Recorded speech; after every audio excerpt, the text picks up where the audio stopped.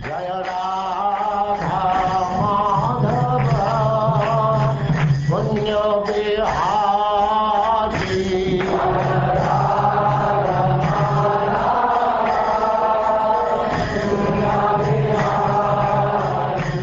And now, Chapter 18, the prayers offered to the Lord by the residents of Jambudvip.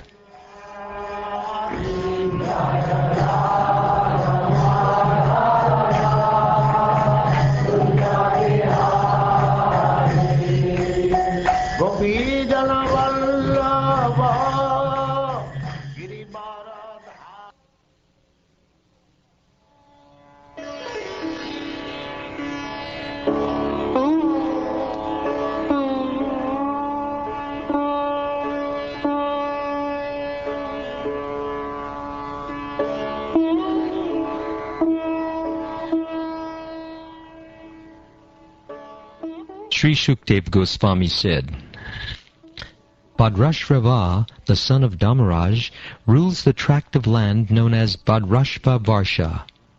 Just as Lord Shiva worships Sankarshan in Ilarvita Varsha, Bhadrashvava, accompanied by his intimate servants and all the residents of the land, worships the plenary expansion of Vasudev known as Hayashirsha. Lord Hayashirsha is very dear to the devotees, and he is the director of all religious principles. Fixed in the topmost trance, Bhadrashvava and his associates offer their respectful obeisances to the Lord and chant the following prayers with careful pronunciation. The ruler Bhadrashvava and his intimate associates utter the following prayer. We offer our respectful obeisances unto the Supreme Personality of Godhead, the reservoir of all religious principles, who cleanses the heart of the conditioned soul in this material world. Again and again we offer our respectful obeisances unto him. Alas, how wonderful it is that the foolish materialist does not heed the great danger of impending death. He knows that death will surely come, yet he is nevertheless callous and neglectful. If his father dies, he wants to enjoy his father's property, and if his son dies, he wants to enjoy his son's possessions as well. In either case, he heedlessly tries to enjoy material happiness with the acquired money. O unborn one, learned Vedic scholars who are advanced in spiritual knowledge certainly know that this material world is perishable, as do other logicians and philosophers. In trance, they realize the factual position of this world, and they preach the truth as well. Yet even they are sometimes bewildered by your illusory energy. This is your own wonderful pastime. Therefore I can understand that your illusory energy is very wonderful, and I offer my respectful obeisances unto you. O Lord, although you are completely detached from the creation, maintenance, and annihilation of this material world, and are not directly affected by these activities, they are all attributed to you. We do not wonder at this, for your inconceivable energies perfectly qualify you to be the cause of all causes. You are the active principle in everything, although you are separate from everything. Thus we can realize that everything is happening because of your inconceivable energy.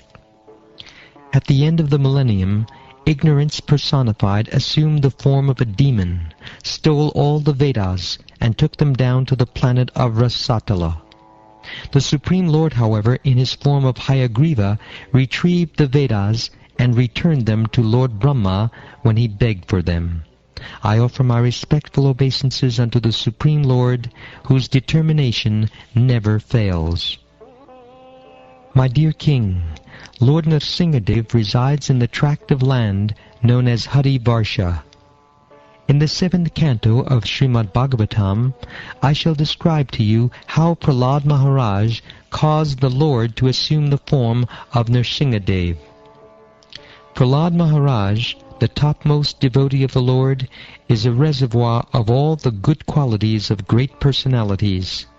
His character and activities have delivered all the fallen members of his demoniac family. Lord Nrsingadev is very dear to this exalted personality. Thus Prahlad Maharaj, along with his servants and all the denizens of Harivarsha, worships Lord Nrsingadev by chanting the following mantra. I offer my respectful obeisances unto Lord Nrsingadev, the source of all power. O my Lord, who possesses nails and teeth just like thunderbolts, kindly vanquish our demon-like desires for fruitive activities in this material world. Please appear in our hearts and drive away our ignorance, so that by your mercy we may become fearless in the struggle for existence in this material world. May there be good fortune throughout the universe, and may all envious persons be pacified. May all living entities become calm by practicing bhakti yoga, for by accepting devotional service they will think of each other's welfare. Therefore, let us all engage in the service of the Supreme Transcendence, Lord Sri Krishna, and always remain absorbed in thought of Him. My dear Lord, we pray that we may never feel attraction for the prison of family life, consisting of home, wife, children, friends, bank balance, relatives, and so on. If we do have some attachment, let it be for devotees, whose only dear friend is Krishna. A person who is actually self-realized and who has controlled his mind is perfectly satisfied with the bare necessities of life. He does not try to gratify his senses. Such a person quickly advances in Krishna consciousness, whereas others, who are too attached to material things, find advancement very difficult. By associating with persons for whom the Supreme Personality of Godhead, Mukunda, is the all in all, one can hear of his powerful activities and soon come to understand them. The activities of Mukunda are so potent that simply by hearing of them, one immediately associates with the Lord. For a person who constantly and very eagerly hears narrations of the Lord's powerful activities, the absolute truth, the personality of Godhead in the form of sound vibrations, enters within his heart and cleanses it of all contamination. On the other hand, although bathing in the Ganges diminishes bodily contaminations and infections, this process and the process of visiting holy places can cleanse the heart only after a long time. Therefore, who is the sane man who will not associate with devotees to quickly perfect his life? All the demigods and their exalted qualities, such as religion, knowledge, and renunciation, become manifest in the body of one who has developed unalloyed devotion for the Supreme Personality of Godhead, Vasudeva. On the other hand, a person devoid of devotional service and engaged in material activities has no good qualities. Even if he is adept at the practice of mystic yoga or the honest endeavor of maintaining his family and relatives, he must be driven by his own mental speculations and must engage in the service of the Lord's external energy. How can there be any good qualities in such a man? Just as aquatics always desire to remain in the vast mass of water, all conditioned living entities naturally desire to remain in the vast existence of the Supreme Lord. Therefore, if someone very great by material calculations fails to take shelter of the Supreme Soul, but instead becomes attached to material household life, his greatness is like that of a young, low-class couple. One who is too attached to material life loses all good spiritual qualities. Therefore, O demons, give up the so-called happiness of family life and simply take shelter of the lotus feet of Lord Nrsingadev, which are the actual shelter of fearlessness. Entanglement in family life is the root cause of material attachment, indefatigable desires, moroseness, anger, despair, fear, and the desire for false prestige, all of which result in the repetition of birth and death.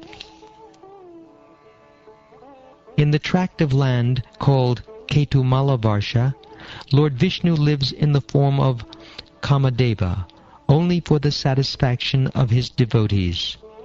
These include Lakshmiji, the goddess of fortune, the Prajapati Samvatsara, and all of Samvatsara's sons and daughters. The daughters of Prajapati are considered the controlling deities of the nights, and his sons are considered the controllers of the days. The Prajapati's offspring number 36,000, one for each day and each night in the lifetime of a human being. At the end of each year, the Prajapati's daughters become very agitated upon seeing the extremely effulgent disk of the Supreme Personality of Godhead, and thus they all suffer miscarriages. In Ketumala Lord Kamadeva, or Pradyumna, moves very graciously. His mild smile is very beautiful, and when he increases the beauty of his face by slightly raising his eyebrows and glancing playfully, he pleases the goddess of fortune. Thus he enjoys his transcendental senses.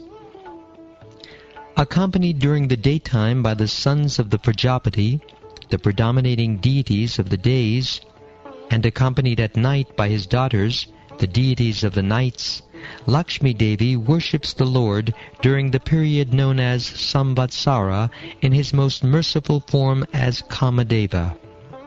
Fully absorbed in devotional service, she chants the following mantras.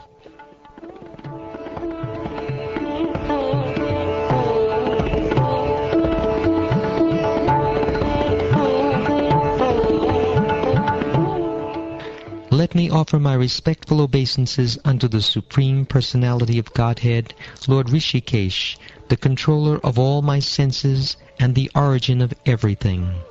As the Supreme Master of all bodily, mental, and intellectual activities, he is the only enjoyer of their results. The 5 sense objects and 11 senses, including the mind, are his partial manifestations.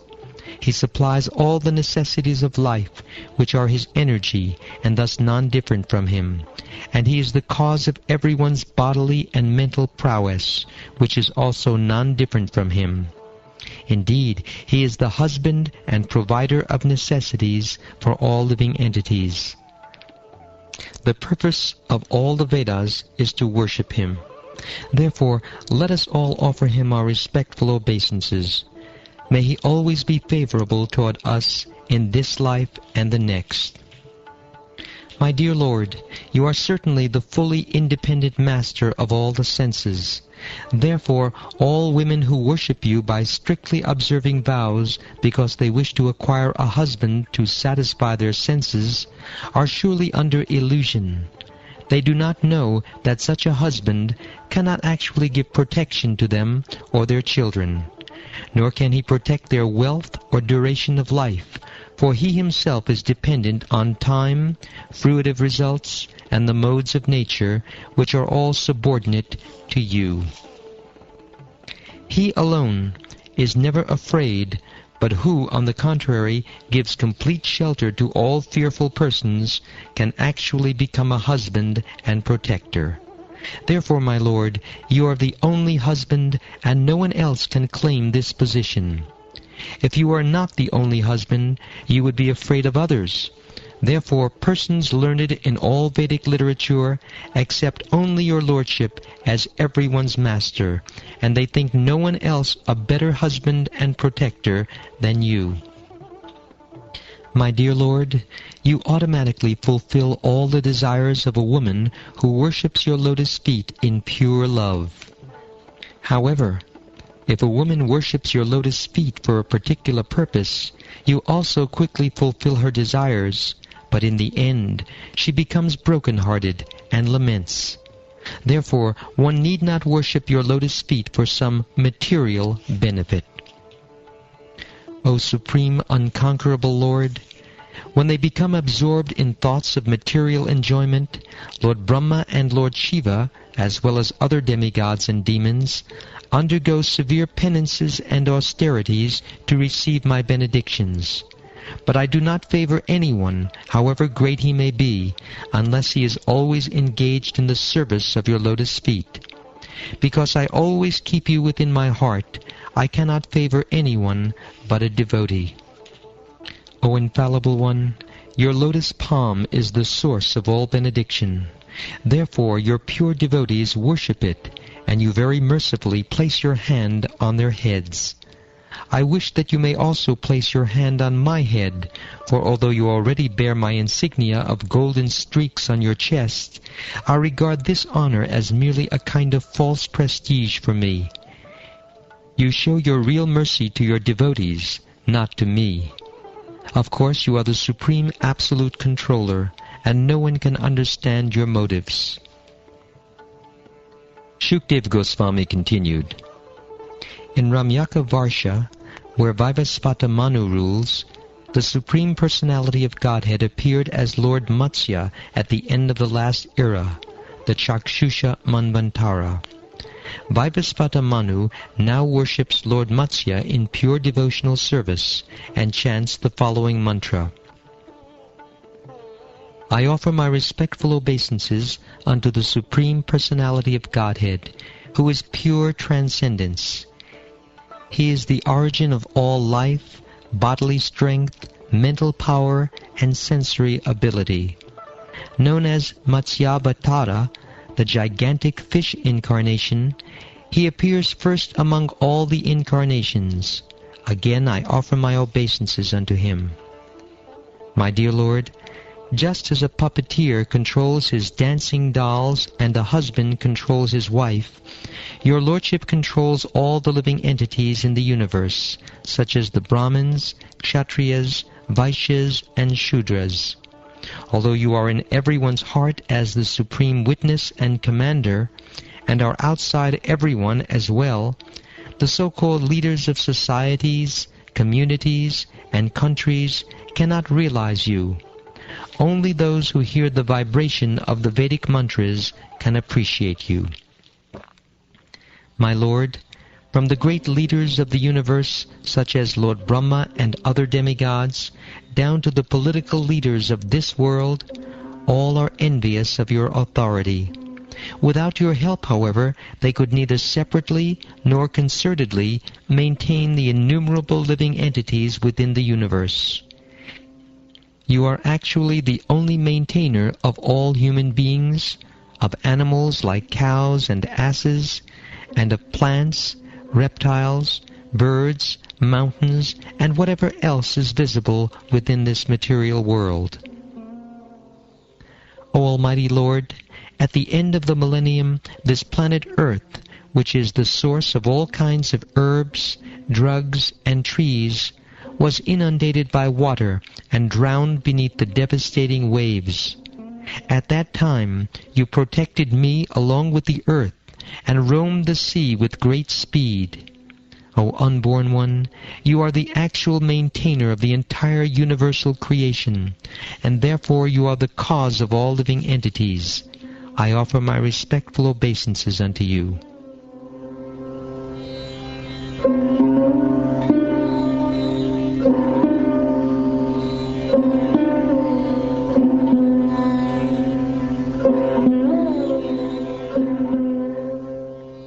Shukdev Goswami continued. In Hiranmaya Varsha, the Supreme Lord, Vishnu, lives in the form of a tortoise, Kurma Sharira. This most dear and beautiful form is always worshipped there in devotional service by Aryama, the chief resident of Hiranmaya Varsha, along with the other inhabitants of that land. They chant the following hymns. O my Lord, I offer my respectful obeisances unto you, who have assumed the form of a tortoise. You are the reservoir of all transcendental qualities, and being entirely untinged by matter, you are perfectly situated in pure goodness. You move here and there in the water, but no one can discern your position. Therefore I offer my respectful obeisances unto you. Because of your transcendental position, you are not limited by past, present, and future. You are present everywhere as the shelter of all things, and therefore I offer my respectful obeisances unto you again and again. My dear Lord, this visible cosmic manifestation is a demonstration of your own creative energy. Since the countless varieties of forms within this cosmic manifestation are simply a display of your external energy, this Varat Rupa, or universal body, is not your real form. Except for a devotee in transcendental consciousness, no one can perceive your actual form. Therefore, I offer my respectful obeisances unto you.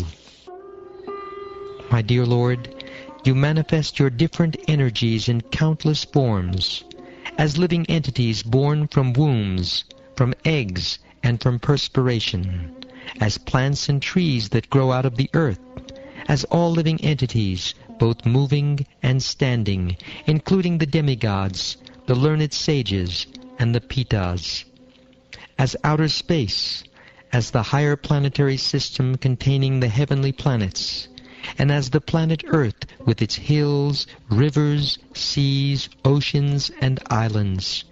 Indeed, all the stars and planets are simply manifestations of your different energies, but originally you are one without a second.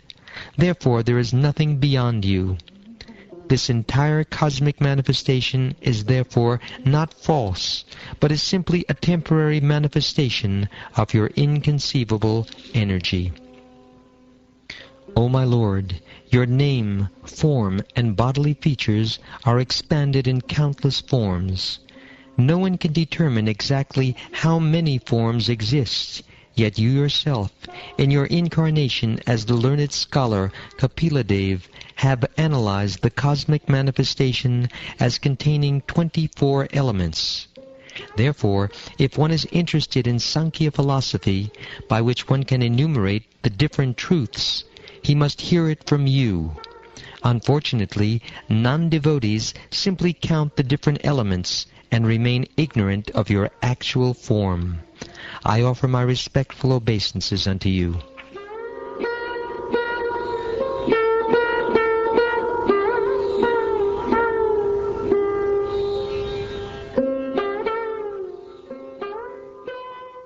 Shukdev Goswami said, Dear King, the Supreme Lord in his boar incarnation, who accepts all sacrificial offerings, lives in the northern part of Jambudvip.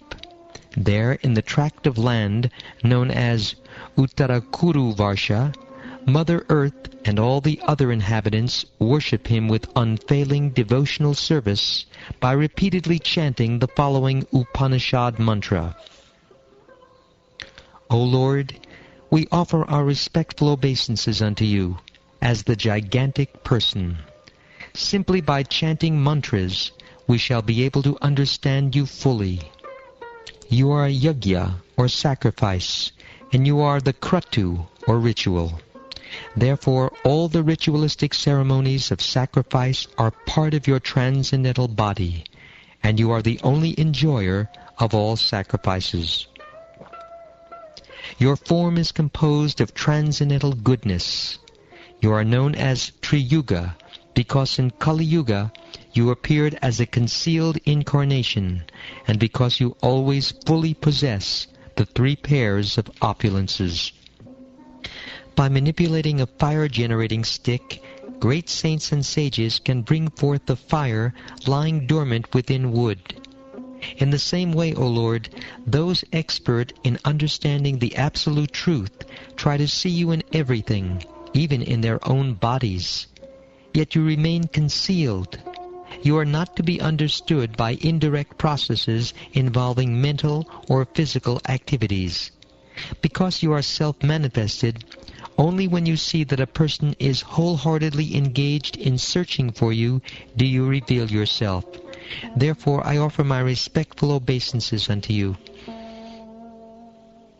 The objects of material enjoyment, such as sound, form, taste, touch, and smell, the activities of the senses, the controllers of sensory activities, such as demigods, the body, eternal time, and egotism are all creations of your material energy. Those whose intelligence has become fixed by perfect execution of mystic yoga can see that all these elements result from the actions of your external energy. They can also see your transcendental form as Supersoul in the background of everything. Therefore, I repeatedly offer my respectful obeisances unto you. O Lord, you do not desire the creation, maintenance, or annihilation of this material world, but you perform these activities for the conditioned souls by your creative energy. Exactly as a piece of iron moves under the influence of a lodestone, inert matter moves when you glance over the total material energy. My Lord, as the original Boar within this universe, you fought and killed the great demon Hiranyaksha. Then you lifted me, the earth, from the Garbhodak ocean on the end of your tusk, exactly as a sporting elephant plucks a lotus flower from the water. I bow down before you.